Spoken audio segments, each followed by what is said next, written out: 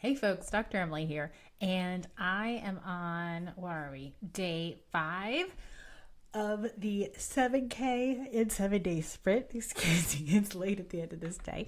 And we've been working. Yesterday, I did a bunch of sharing.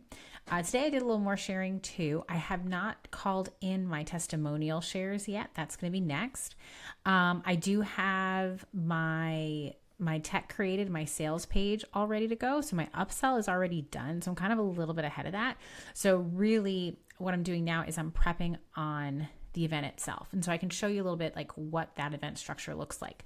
I have to say I'm not super impressed with my with my turnout. I think I have 6 people registered. So I'm going to try and get that up a little bit. I may test sending it to my email list, although I don't know if I'll be able to like send it to everybody in time because like I have to drip it out so slowly, but I'll see. I might consider sending it, but I'm really trying to run this without using an email list to kind of show what's possible, like even if you don't have an audience. So some other things I'm doing is I'm posting reels to make sure that my audience sees me and my offer. I'm going to probably tomorrow draw attention to my YouTube. I didn't post a reel to my YouTube yet. I could do that, right? So reels on YouTube and Facebook help with discovery because Facebook just kind of shows them to people, which is really nice. So there's not a whole lot of people signed up yet, very far from my 750 goal. But here's the flip side is that you can never assume what the outcome is going to be. I have seen someone have a over 100-figure K launch, an over 6-figure launch with 8 people in the room. That's it. So, and to be honest, if I like how this goes, I can reuse and repurpose the workshop. And I can even like package it up as its own thing. Like here is the roadmap to creating 7K in 7 days, and I can sell it as a little mini course. So like nothing you do is wasted. So, hey, I'm aiming for 7K in 7 days. We will see if I get out there fast enough, right? Like in front of enough people. But we'll see, right? Like that's the joy of the journey, right? Of figuring this out. So, hey, this is unfiltered. This is live. I am recording it in real time. Like if I flop, I flop. If I rock it, man. Like, and so I have waffled on whether or not my offer should be 1K or 2K, especially with only 6 signups. Like 2K, I'm going to be a lot easier to hit my 7K goal, really my 30K goal, if it's a 2K offer. But I've already been getting really good feedback on my offer in a business group where like people are checking it out and seeing that it's 1K already. And when you price fluctuate, like it's fine to test the market, but when you price fluctuate with the same product with the same name, it tends to cause buyer confusion and lack of trust. And so while I really feel like, gosh, this probably really is worth 2K because I'm basically like building out a funnel and like engineering an offer in like a week. Like I would like to offer it for 2K in the future, but I think this particular run, I have to kind of keep it where it is. And it's also like 1K is like so low. Like if they don't buy at 1K, they're not buying, right? So there won't be any question. Like if I raised to 2K and it's my first time, like, oh, was it the price? Because it is true, like price can be a barrier. For instance, when I first created my coding bootcamp offer, where we work with students to help them, become 6-figure software developers in 6 months, I originally charged between 10 and 15K for this. And that's where I was. I held firm. It really is worth it, right? Creating a 6-figure job for the rest of your life, like potentially as a career, in just a few months, like it's a no-brainer. It's a huge return on investment. Like one of the students paid 15K. She got a 150K job offer less than a year. It was like 9 months after joining, right? Like she had some life challenges happen, so it didn't finish in the 6 months. But like, oh my goodness, like what a return on investment, like 10X. And that's just in the first year. She gets to compound that year over year. So pretty sweet, pretty awesome. So where this story is going is that I could only find 1 or 2 buyers a month at that price. So it was cool, but I really wanted to get more volume to help me grow my internship, to grow my company. And so I lowered the price. In fact, I actually lowered it below what it cost me, but I didn't know what it cost me at the time because I was a one-man, right? I was a solo entrepreneur on delivery, and so I didn't have any staff, so I didn't know how low was too low. And I dropped it like I did a deal where it was like $2,500 up front and $2,500 after you got a job. And I dropped it so drastically, and I was totally serious when I pitched it. I was just like, I don't know, this is like crazy stupid low. I don't know if I'm ever going to do this again. And I ended up making 10K within 24 hours and 20K within a week of that offer. Like so fast. I went from like 6K months to a 20K week. And then that was the start of me scaling, because I was able to take that revenue and reinvest it. And I grew from 20K one month to 70K the next, to over 100K the next, right? And then over 200K. Like it was just like boom, boom, boom, boom. So like once you get going and you've found that offer, it's so amazing. It's so incredible. So price can have an impact. And I was able to price test and figure out that the sweet spot is around 4 to 7K-ish. Most people will buy if they can, right? If they have the credit, if they have the capability and the compensation, they think it's like a good win for them, right? If they think it's for them, most people will buy my product at that price. So pricing can have an effect, but I've also seen cases where like I was showing a very small $30 product and Facebook showed it to like hundreds of thousands of people and no one bought. And then I dropped the price to $7, still no one bought. Right? So it's not a surefire test, but it can help you remove questions on it. Is it the price? So making a killer offer that you think is like stupid low, but not too low, right? Like this one's borderline stupid low. Like it should be an easy yes. Like if anyone's like, whoa, like this should be like a no-brainer, slam dunk. So what I would recommend is that you think through your offer and think about what's the lowest I think that makes sense for me and for them, right? Like, because it's not just about what you require to make it worth your time. It's also about what do they need to pay to be fully invested in whatever it is that you're putting in front of them. So for instance, I once created an offer where I was doing a free trial of my coding bootcamp, of my coding school, and I tested out $7 for 7 days. Well, I got like 40 signups, but like, I think after 2 or 3 months, none of them were still in the program. And then I introduced a $97 trial, and 60 to 70% were in the program 3 months later. And a couple of them paid in full, like instead of doing a payment plan. So like, I don't care what the trial price is. I'm not making big money off $7 or $100, but it's what do they need to pay and who is going to buy at that price point, right? And so that's where I think the sweet spot is for an offer, just to kind of workshop what your upsell can look like. So to give you an example, mine is here. And we do an only yes. We have a done for you tech offer. We have a guarantee. So if you don't make your money back, those are always high risk, but it's called a risk reversal. It's usually a lot easier to sell that because it helps people feel safe. Like, what if it doesn't work for me? The key though is having in the clause that they have to actually do the steps and take the action. Because that's really where I struggled with my teaching business, is when I opened up and said there is a money back guarantee if you don't get a job offer in 6 months after completing the program. People heard that and thought, oh, I can just get my money back whenever I want. And it's like, no, you have to complete the program. That's what's in the contract that you signed. So like, because I would get people just changing their minds and deciding, I don't know if I want to do this anymore, because it would get hard, right? Like at some point, it's going to get challenging. And this is why price is so important, not just for us and our worth, but for the client, for what it's like an obligation to them. Like, how much do they need to pay to show up for themselves? And so if it's not enough, right, they're not going to do it. And if you have a guarantee, they're just like, okay, if I don't do it, this is a like get out of jail free card. I'll just get my money back, which is different from you did all the actions. You took the steps, you did all the actions, and then you actually, and you didn't make the result. That's a totally different story. Okay. So that's my offer. So I'm going to keep promoting, keep posting, keep sharing. I may have to roll with just a handful of people, but you know what? The last few times I've launched like a new side offer where I've like tested some other masterclasses and webinars, I have had a pretty small registration, like maybe a couple dozen, but I would get like super high rates of show up, like 50 to 60%, because they're friends and family. And so like, if you can get more, right? Like that's totally where it should be. But for a first run, I remember, I think the first time I sold my coding school. I sold it to 3 buyers. I think by the it was a 5-day challenge. I think I had like 300 signups, and I had like a couple dozen showing up every day. And then by the last day, there was like only 5 people there, and 3 of them bought. Right, so that was really, really good. And then the first time I did a master class, like just a 1-day event, I had 6 people in attendance. I had 30 people registered, and half of the people that attended bought. Right, I was able to sell like half, like 3 of the people, and they were all the people I took sales calls with. Basically, if they got on a sales call with me, I was able to find a deal to help them move forward. So,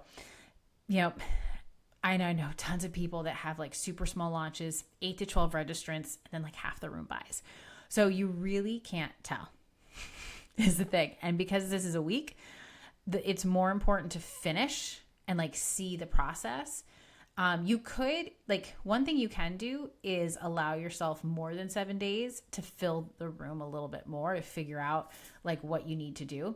But the value of pushing through even with a small registration list is that you can get on sales calls and have conversations with your ideal avatar, someone who's already warmed up, who you've already talked about, who's interested in your offer. And so you can have these conversations, and basically your workshop and offer engineering, right? You're workshopping your offer. And so you can actually, with a small room, you can adapt your offer on the fly on the sales call if needed. Pretty cool. So this is really where, a business is engineered to grow and scale, and how you can bootstrap it. So you don't need tons of funding or seed startup funding kind of thing.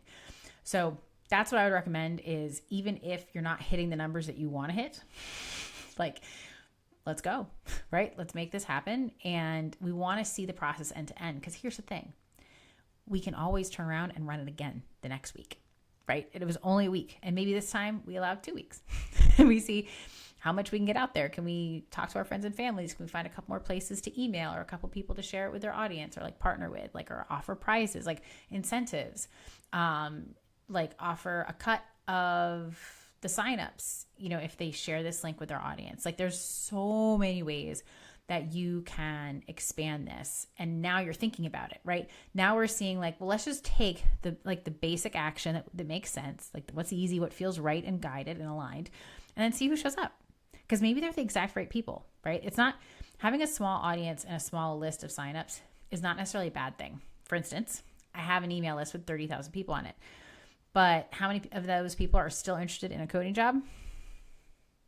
Might only be a handful, might only be 100. And I have to figure out how to, like, which of those 100 are actually interested. That's actually quite an expensive task when you have 30,000 emails. So you can have too much of a good thing if they're not like aligned, if they're not proven buyers, right? Maybe they just wanted a free thing and they signed up for something on your website and they're off to the next shiny object the next week. Like, that's not adding value, because it costs you time, money, and energy to continue to nurture and reach out and qualify them to see if they're a good fit.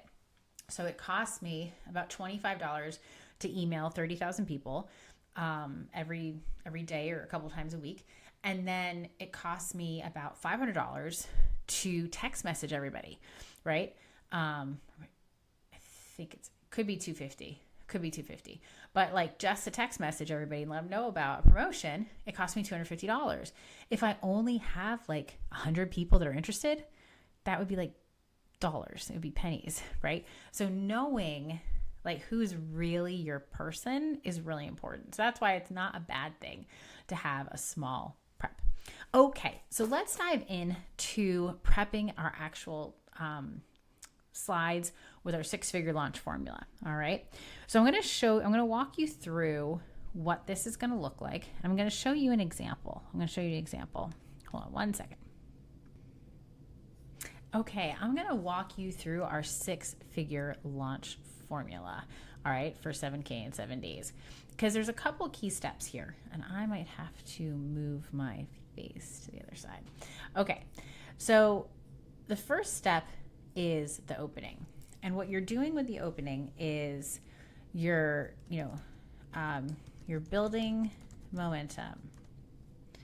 So you want to start off with ask, hand raiser, qualifying questions. Because basically what we're doing with this with this presentation, this is actually really important and really subtle, is that we're actually helping to transform the audience's identity to become the perfect buyer for your offer, right? These are techniques that have been used in advertising for centuries. We're just using them to help promote people reaching their highest good by helping them see the value of what we have to offer. So it's really important that you're starting from the first moment of the event, that you are setting the stage and setting the tone, taking control of the room, right? So I guess own the room when you walk in. Like, we're not going to be like this. We're going to be like, hey, I'm Dr. Emily. Who's ready? Introduce your name. And then you're going to ask hand raiser questions like, who's ready? Who's ready?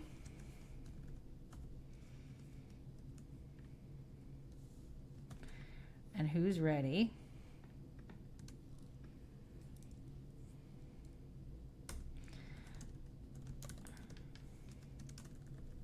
Okay, these are not all the same questions.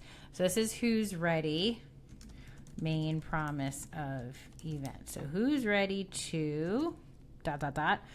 And then we want to see who's ready. You want like the life outcome when they have the event promise. How does that show up and impact their life? I'll give you guys an example of this in just a second. And then who's ready to learn what you're about to teach them in part 2. Okay, so these are really fast, right? This is taking control of the room, introducing the ideas of what you want them to have in their head. So here's an example. And in fact, I think, let's see. Yeah, I have like my original presentation that follows these. Like, this is like my first, one of my very, very first. Let me see if I can get this. I don't know if I can split screen this, but I will try and do my best here. So we're asking these questions. Oh my goodness. Is this it? Oh gosh. Something must have happened to this, because this used to all look like this. Okay.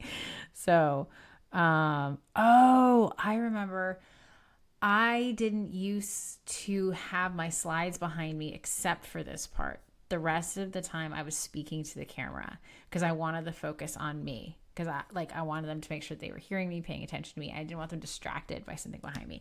Now I have like normal slides, but this is like my very, very first few that were successful too. So these are, also like introduce your name. You can, share in the chat. I love seeing your lovely face if you're able. Chat where you're from. So like you can do like room breaking the ice. Own the room. Introduce your name. You want to break the ice, like kind of you're warming up the space.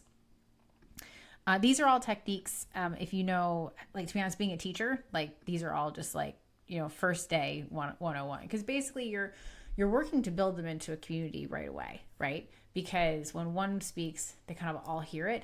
And so it becomes really cool. Okay. So these are some example questions I would ask. I would say, how many of you are, ready to become a 6-figure software developer? So who's ready to become a 6-figure software developer? So that was the promise of this event. And who's ready to, and I'm telling them to raise their hand, put in the chat, because you want them engaging, because you want them listening, you want them paying attention. Like, you want them engaging for you, but really for them. They need to engage. The more you can speak and they take the action that you speak, the higher the chance is that they will buy, because at some point you're going to pitch to them. And so basically what we're doing in this opening is we are training them to comply, to say yes, right, to themselves and to their future and to your offer that enables that future, right? Like, so we don't want to have no questions. We want to have questions that get a yes, only yes questions, right? And if they do say no, it's because they're not your people, right? We want only yes. So how many of you are ready to become a six-figure software developer? And then we want to deepen that, like this year in 2023, or who wants to like live remotely and have the quality of life of their dreams. Like, so you want to like promise that life outcome. And then who's ready to learn, right? Or for the shortest, simplest path, become a six-figure software developer, an elite software developer capable of earning 100K, 200K, or 500K, even 900K. Who is ready for that career path? So you're setting the stage, you're motivating them, and you're explaining why they need to pay attention, why this matters to them, and you know what's really going on here. So that's if they're quiet, if crickets have joke ready, right? Is this the masterclass or whatever you're calling it for librarians? I thought I was in the masterclass for seven-figure business owners, right? And so you want to call out the identity that you're selling, right? What's the identity that they will have after they purchase your offer and execute it? What is the identity they will have? Because one of the biggest barriers we have to buying is not believing that the solution will work for me, right? That's called an internal objection. It's something that you think about yourself. External objections are things that you might think are not within your control, like money, time, spouse objections, family objections, right? Internal ones are like, can I do it? And so we want to give them that identity that they already have what they're searching for. They are already six-figure software developers. Who are my action takers? I'm calling out the action takers. I'm rewarding action takers. Hey, drop it in the chat. Oh, thank you. And I'm saying them by name during this time, right? I'm saying like I'm doing these things, and then I'm circling back and I'm calling out their names. I'm proving I'm live. I'm proving I'm not AI. This is real. It's actually happening, right? Like so many people get on here and are like, are these real people commenting in the Zoom chat?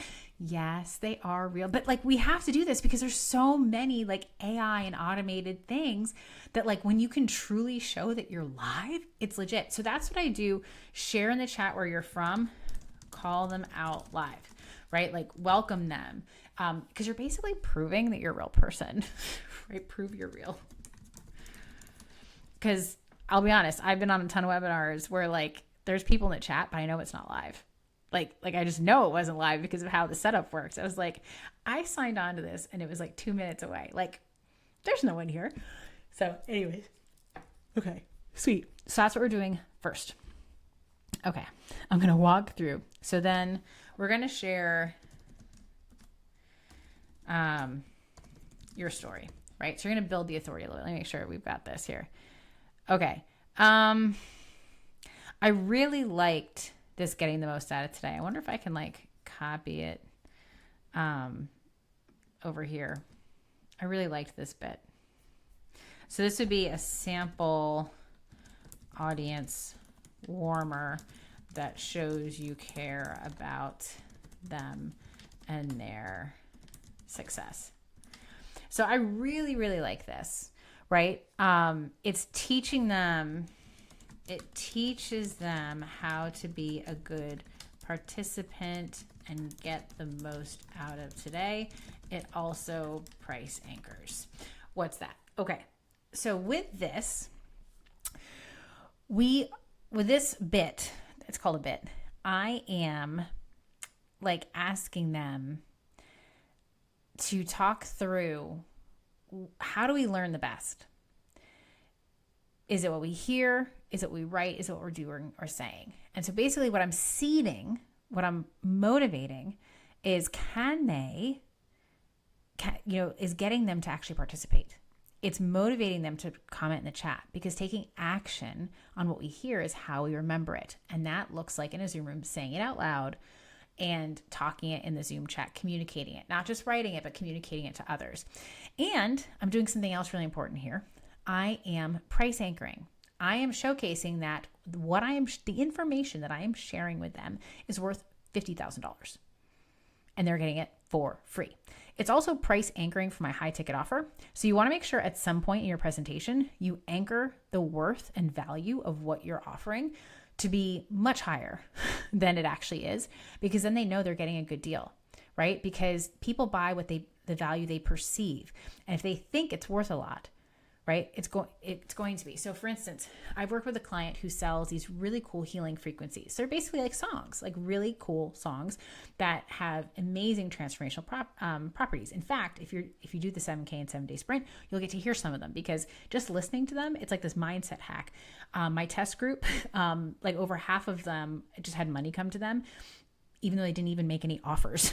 Like, it was crazy pants. Like, this stuff is super powerful. When people think of buying this music and they think of it as tracks, they're like, I'm not paying a few $100s for a 15-minute track for a song. But if you position it as, this is like therapy, this is a mindset hack, this is a nervous system reset, and you partner it with like human interaction and engagement, like accountability coaching or working with a coach on a weekly or bi-weekly basis, now you can charge thousands of dollars, right? So it really is the positioning of what people think about it. So this is an example. I just love that one. Okay. And I still use this bit. I use it in passing because this original webinar was a 2-hour webinar, and cut down from my mentors who I learned this system from did 4-hour webinars. Crazy pants. Now I prefer to do 60 to 90 minutes, right? To get it cut down. Okay. So you want to do your story, right? Okay. So your story. So it's going to look something like, before I share this strategy with you, is it okay if I tell you a little about me and how I achieved the result, right? Whatever the result is that you're promising, achieved the promised result. Okay, right? Whatever this looks like. What you're doing here is you're ceding your authority. Why they should listen to your approach. You're mirroring their experience, so they think you understand them. And also, you're building rapport and trust, so they feel like they know you. So you're building authority, you're mirroring their experience, so they think you get them, and then you're building trust. All the essential elements to buying. So this is quick, right? Doesn't have to be a lot, but just you're sharing your story, you're sharing your aha, right? The aha. Okay. So this is really about, but what part of your story is the aha moment? Okay, and what we don't want to do is, let's say your dream, my dream was to become a 6-figure software developer. And I started thinking about that when I was in 8th grade. Then I went to high school, and then I went to college, and then I went to grad school. Nobody cares. Other than the fact that you're like showcasing that you like did a lot of school for this and you tried really hard. No, like nobody cares. But what will be universal to them potentially is that transformational aha moment that like you didn't understand, and it was a struggle and the pain of it, right? From pain to the aha, from pain and struggle to the aha moment. So like the pain and the struggle, pain and struggle is where they are now, right? And then aha, right? This is where they're going, right? The bright, beautiful future. Okay, so that's basically where we're painting the picture, right? This is quick, maybe like 5 minutes. Like, we're not talking, like, this is not like a freaking life story here. Like, we want to be quick, especially if we want to target an hour, right, for this. Okay, excellent. And then you're really talking about what changed, right? Like, right, what changed, right? So the aha is really what changed. And how you felt about it. And how you felt about it, right? This is not bragging. But sitting in a more powerful present than their past pain. Right? So like where are you now? This one was always tricky for me because technically I wasn't a six-figure software developer. Like, I used my coding skills to get a six-figure job as a professor, but I didn't become a six-figure software developer. But I graduated and dozens of dozens even before I started my school. So even though I personally wasn't the thing, I knew exactly, like, I had worked with so many people, I could just tell them their story. But that is like, it is more helpful if you are the result, right? Like, it's easier to sell if you are like your ideal client. It's going to be slightly easier for them to see their story through yours, right? Because you want to mirror their story for them. You're helping them see it. You're helping them reframe it. You're helping them understand that it's not their fault, right? Like, you're kind of normalizing their past experience so they can move forward and move on. Okay, excellent. All right. And then, oh, there's a transition. I kind of liked, that was a good transition. Let's see. Okay. So now we're going to transition to the story. Let's see if I can get, and if you want, oops. Okay.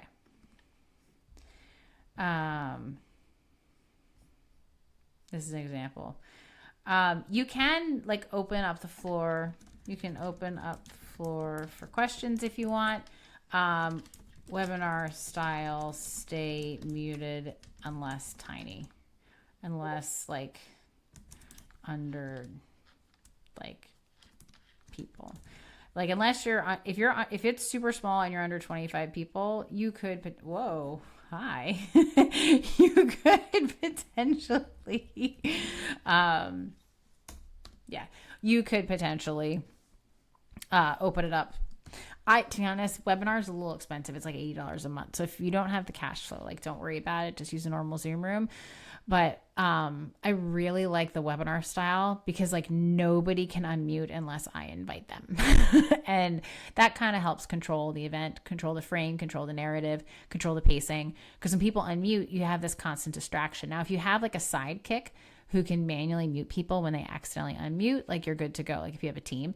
But as a solopreneur running a masterclass with like no team, because I've done that many, many times, I really like the webinar. Okay. Now, if you have a question, you want questions. People who are asking questions and engaged, buy. So you can also ask them for ahas, takeaways. This also helps reinforce with the audience, like what they should have learned if they came in late or if they missed something, right? And then you want to say, like, that was great. Let's give it up for whatever their name was. Like, you want to reward and call out the behaviors you want your audience to exhibit. So we want to call out behaviors that lead to buying behavior, right? And that's being engaged. It's asking questions. It's paying attention, right? So super, super awesome. Love that. And now you get to be teaching. So this is really part 2. Teaching the vehicle. Like, this is really many layered, right? Like nothing in here is by accident. We'll put it that way. There are other webinar models like Russell Brunson's of ClickFunnels. Like, his is incredible. It's also like 140 slides delivered in like 60 to 90 minutes. It's crazy pants. You can absolutely do that model. It's a little more complicated, right? It's more about the product. This style of masterclass is more about the transformation, and it can be cut down, right? Like, it really has 4 essential parts. It has like the beginning with your story. Part 2 is teaching the vehicle. And then parts 3 and 4 are, part 3 is objections. Part 4 is objections. One's internal, one's external. I can't remember. We'll find it as we go because I'll be going through these slides. I'm pretty sure it's internal then external, but and you pitch in the middle. So you pitch between sections 3 and 4, and it's a soft pitch. It's like the no pitch. It's really cool. But it's perfect for beginners. And it's really designed to get people to hop on a sales call with you, where it's just like casual. And you don't even have to say the price, which means you can workshop the offer with the people you get on the phone with, which is brilliant, right, for a new offer. Okay. Let's see. So we're teaching the vehicle. Okay. So if we're targeting 60, 90 minutes, let's just put that out there.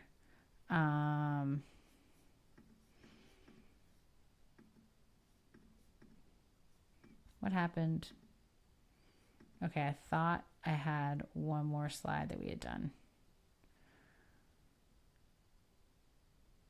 I had like the call outs. Uh-oh. Hold on. Let me go find that. Okay, sweet. We've got it now. All right, cool. So we were talking about teaching the vehicle, right? And we have our opening, right? So like it's very, very specific what it is exactly that we are creating here. Like we are layering and layering and layering. So we have the transition, teaching the vehicle. So the vehicle, this is going to be like no more than 20 to 30 minutes. Ideally, like no more than a quarter of the presentation time, right? We don't want to take forever, but we're teaching them the pathway, your product, the upsell, CTA at the end, call to action. That's what CTA is. So we're going to teach them the pathway your product will walk them through.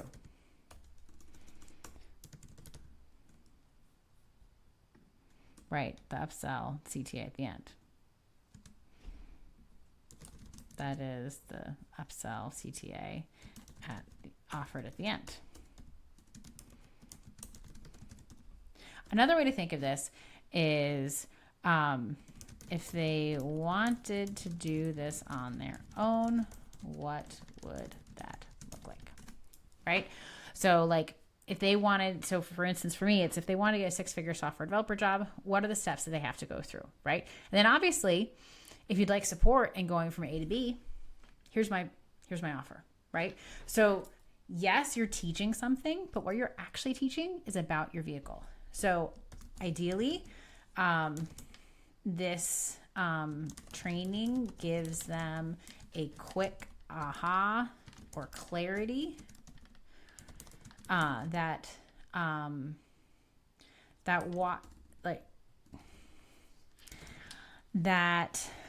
it's like you're not solving the problem for them, but it gets them hungry for the promise of your offer. So imagine they're at pain point A and they want to go to Z.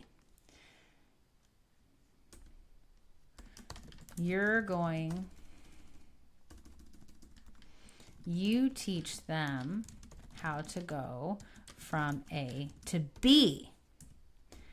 And then hint, right? You're going to teach them how to go from A to B on their own. And then hint at how to get all the way to Z. It's called seeding the gap. You want them to see the gap.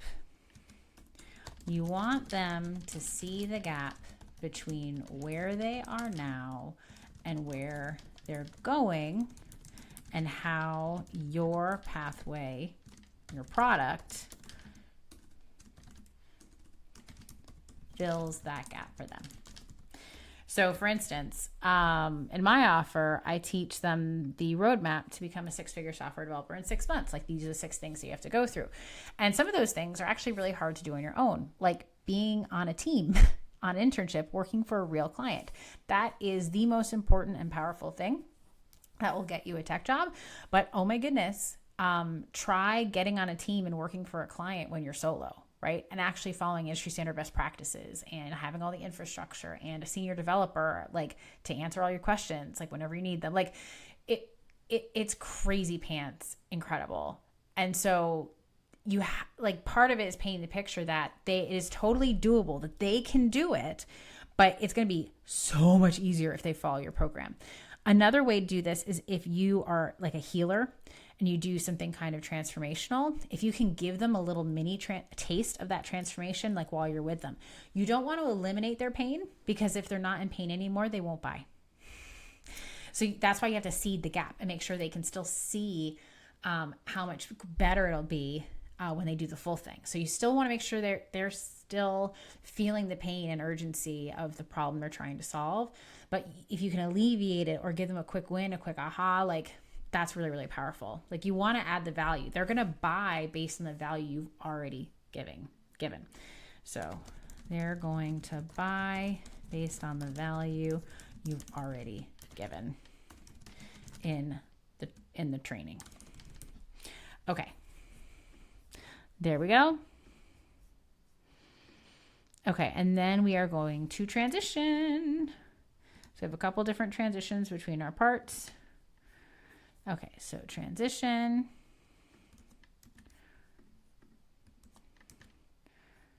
Okay, oops. So yeah, no, this is... I'm going to take out the 5-minute break. That was for a 2-hour event, and it was to give me a break. If you're doing like a 4-hour event, like you could take like a half hour to an hour on each of these sections, and then it's a 4-hour event. But that is like, oh my gosh, like it is more powerful, but that's a lot. And audiences aren't that. If you tell them it's a 4-hour event, they're not coming, right? Like audiences aren't ready for that anymore. Okay, this is really important. How are you enjoying the event so far? Scale of 1 to 10. This is really helpful because if someone's not enjoying it, they will see that other people are and then realize it's them. It also gives you feedback on where your audience is at. Like, is this the right room for your offer? Because what you don't want to do is give people an offer and have them say no. So you want to make sure they're ready for the offer. There's a foolproof way of doing that, which we're going to work on. Okay. So then you're going to really paint the picture, see how it could look for you. Will this, okay, yeah. So we're going to do internal objections. So that's going to be next. This is part 3. Part 3. Internal objections. Let's see what we got here. Yep. Will this work? Will this work for me? Okay. So what you want to do here is you want to call out an objection. Like an example is you have to be a math whiz or intuitive genius to be good at tech. Okay. And then refute through story, right? You have to use story. So for instance, I would do like, do you need to be a genius? No. Like, I know people that are English majors that were incredible developers, and you paint their authority, and you through story and analogy. Story and analogy. So like you bust the myth of the objection through story and analogy. I would show different types of examples. So one example would be you have to be a math whiz to be an awesome computer programmer. I'd be like, no, look, there's this dude who created this software that's in use by 4 million people worldwide. I would say he's successful, wouldn't you? So you're getting buy-in from the room, right? You're engaging the room, and they're being like, yeah, that sounds like a really incredible developer. So you're getting them to admit that the story you're presenting is of someone who's an incredible software developer. Did you know that he was an English major? No math smarts at all, right? So this guy focused on writing and words because programming is really just, a different form of language. And so like you're swapping in their head these objections that they have. You're helping them overcome them. You're helping reframe them. And it's helping you dial in that identity that you want them to have. They're not afraid to take the next step forward, right? There's always excuses for why not. There's no time. There's no money, and no energy. But it basically always comes down to those. But like at the end of the day, it's about them committing to their vision of the future. And it's the vision that you're sharing with them. Your job as the speaker in the masterclass is how do you share that vision with them so that they buy into it. And when they buy in, it doesn't matter if they buy today. When they're ready, they will come and they will buy from you. I know this because I've had people where I shared the vision and some of them bought immediately and some of them didn't buy for 3 years. But when they were ready to buy, they came to me. I hadn't talked to them for 3 years, right? But they were there. So when you really do this well, like they are completely transformed and they are yours. Like when they want to buy this thing, they will come to you and only you. Like you become a category of one when you do this right, because you're the one that's doing that identity transfer and transformation. So you want to bust the myth. Another way I came at this angle is oh, you have to be an intuitive genius to be good at tech. And I would paint the story of an intuitive genius. Mozart was a complete music whiz, a complete prodigy, composing pieces of music by like his first symphony by age 5. He was touring Europe to audiences to see him play piano at age 3. Like, I've got a 3-year-old. Man, he's not touring Europe for piano. He's like walking into walls or licking people. So I painted this picture and I said, you know, like, so here's what an intuitive genius looks like. And I asked the audience, do we like music written by other people besides Mozart? We do. Do we care what age they were when they learned it? And this is how I attracted a wide age range. And they'd be like, yeah. Like, it doesn't matter. No one cares if you learn to code when you're 25 or 35 or 55 or even 65, right? They just care that you know. They care about how you're contributing. How are you using that skill to help make the world a better place? And so basically I busted the myth from a couple different angles to just show just how ludicrous it is, right? Like, I don't know if has anyone ever read Harry Potter or seen the movies? Harry has this, there's this, character in Defense Against the Dark Arts. Is called a boggart. It's like a monster, right? And it's a monster that takes on your greatest fear. And what you have to do is transform it into something you find laughable. So like one student, I think was it Neville Longbottom, was afraid of Snape. And so he would pair his vision of Snape with his grandmother's outfit. And so like he'd put Snape in this like vultured hat with this like carpet bag, right? Like, and it would be so comic that he would laugh. And so the boggart would disappear. And that's exactly what we're doing with these objections, is that we're helping the audience reframe them and just see how ludicrous they really are, where they're just like, oh yeah, duh, of course. Why would I think that? It's not true at all, right? That's what we're going for. All right. So cool. I love it. Okay. So that's good. Sweet. Part 3, internal objections. Moving right along. This is really sweet. Okay. So now this is the no pitch pitch. Okay. I'm going to give an example of this. Let's see if I can fit this in here. Oh boy. I had some things. Let's see. Oh, just at the end. Okay. Let me see if I can explain this a little better. Okay. So you're making sure that there aren't any objections here. Like, do you think you can show up and practice for 2 hours a day or 10 hours a week? Like, for me, people don't think they have the time to do well, because I've heard all these horror stories about people that took like 4 years and still didn't learn how to code and like spent 80-hour weeks in a boot camp. And I don't practice that. I don't pitch that. Like, I pitch that you can get this done in a reasonable amount of time. And I would assume that your offers do as well. So whatever the main objection is, you want to like make sure they're cool with it, right? Like, does this seem reasonable to you? Do you think you can do this, right? This is a wonderful transition. Such a good transition. So a lot of you are asking the question, what's next? Right? And basically, this is so subtle in the sale process. So simple, so subtle. So basically, you're asking them permission to pitch to them, right? So important. You're ceding them power, right? And you're elevating your power, because you don't need to pitch. You're asking them for permission. Is it okay with you if I share just a little bit about the program we have for those who are ready for the next step? Yeah, I want to hear about it. This sounds really good, right? You've already sold them and you haven't even pitched them anything yet, right? And so you talk about your team. Would you find this helpful, right? Like, so you just talk about it, right? And then you place your link, right? You place your link. Let me see if I've got that on like the next page. Transition. Yeah. Okay, perfect. Let me transition this one for you.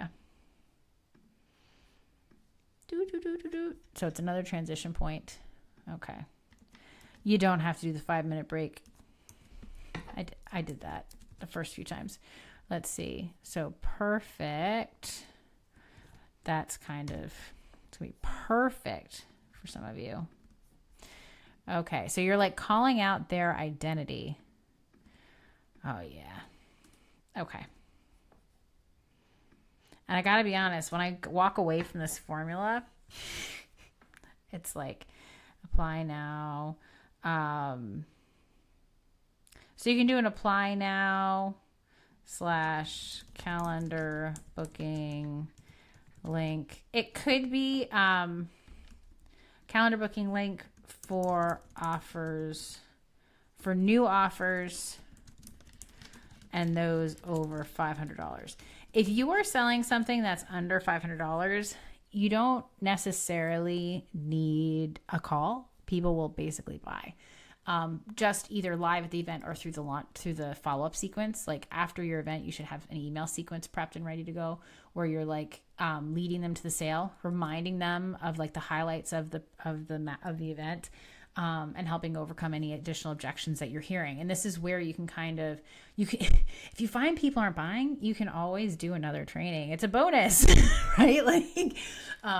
But like a sales call is just easiest, especially if your offer is new and it might need tweaking and workshopping, right? So like for instance, for the 7K in 7 days, I had a client purchase it before I created the sales page. I knew what I wanted to offer, but I hadn't offered it to anyone yet. And she was like, heck yes, let's do this. And so I already have it validated before I even go into the event. Right. And so that's really strong for me. But many of you may be creating brand new offers that have never been validated in the marketplace. And so you need data. And the only way to get that data is talking to your ideal client, right? People in your niche, your avatar, and like trying to figure out if your offer is a good fit for them and how to help them see that. And if it's not a good fit for them, on the fly, engineering it and changing it so they say yes. If they're a good fit and you believe you can help them, right? Like there's a lot of caveats to that. Okay. But so what we're doing here with the transition, this is for the pitch. I know my product. I know the product isn't for everyone here, but it's perfect for some of you. It's for those who, now you're calling out the identity, have decided to have the outcome, are ready to take action, right? And what does that action look like? Whatever the two things are you need them to do. If you're not sure if you're a good fit, we'll tell you, just open the link and apply. I mean, applying sounds kind of heavy. So, no worries. So I would say something like, not sure if you're a good fit. No worries. We can figure that out together, right? On a call. Right. And you can also like name it. Right? We'll just say on the call. Right. So apply now, calendar booking link for new offers and those over $500. Low ticket, whoopsies. Low ticket can simply drop the purchase link. This used to work really well. We'd get people to deposit to lock in their spot. So we knew who the buyers were, who was considering, and then we'd be able to nurture them. That's another way you can do it as you grow and scale the event. You want to have some kind of urgency. True, not faked urgency, right? So like for an example, I have guaranteed internships and I can make the case that I have limited spots. It's based on the number of clients we have. Now I'm committed to guaranteeing them a spot if they sign up today, but I can't guarantee it in the future, right? Our cohort only has room for so many people. There's like a reason for the offer to expire because we're kicking off the cohort. You can't sign up after that because we have a live kickoff, whatever it is, right? And then you're doing the takeaways. And the takeaways are cool because it helps you listen to your audience and know where they're at. Are they excited? Are they thinking about buying or something up, right? Something up. Okay. So finally, we have external objections. This is part 4. So there was no pitch. There was no offer. Oops. Okay. There we go. No pitch, then the transition. Right. Yep. But yeah, this is really subtle. This is a really subtle way to sell, and it's brilliant for getting your audience onto a call with you. There was no price here. There was no bullet points. There was no, right? Like the goal of this style of presentation right now, this pitch, the goal of it is to get them on the phone. And so you want to leave curiosity. You want to leave questions unanswered. If they ask the question, answer it. But what I'm saying is you don't have to like go over every detail of your product. you want to have them ask for those details at the end because it shows they're engaged in their interest. And it'll be more rewarding for them. They're more likely to buy that way. And so you're calling out like, it's not for everyone here, but it's going to be perfect for some of you. Who's it for? How do you self-identify, right? And then finally, part 4 is external objections. Again, and so like, so this is going to be like, this is going to be time and money, basically. Time, money, spouse, right? It could be like energy, like they're exhausted. Maybe you're appealing to nurses and like they're just exhausted or something, whatever it is. And this is whatever objection you kind of hear. And hopefully they're sharing those with you in the chat. That's partly where the ahas are coming from, right? Engaging with the audience is you want them talking to you and you want to be listening. There's actually a lot happening during this live event. It's really a performance, but where you're learning on the fly about your audience. And this is just the beginning. When you get on a sales call, you're going to learn about your audience, and then you're going to pitch to them a way to help them move forward, but you're listening the whole time and you're adapting your offer on the fly if needed. Because when you've only sold an offer like under 10 times, you're still workshopping it. like you might not know all the fine tunings. And it's not just about what will convert and what will sell people. It's also about the successful delivery, who you're looking for, what they need to know and expect before they walk in your door, right? Like after selling, my coding school for years now to, I think, over 500 students at this point, I know who I'm looking for in a way I didn't a couple years ago when I first started. So when you begin, you're actually researching your ideal person. Who said yes? Who raised their hand to this event? Like, what do they think? What do they want? And how can you use words to help connect with them and to help them see the value of what you offer, the true value of it? Okay, so you want to call out an objection and then bust the myth, right? So it could be commitment. Let's see. It could be money. I can't afford, right? Example, can't afford to invest in myself. Right, that's an option. Yeah, like there's so many. And then finally, we'll transition to the close. My friends, transition to the close. Okay.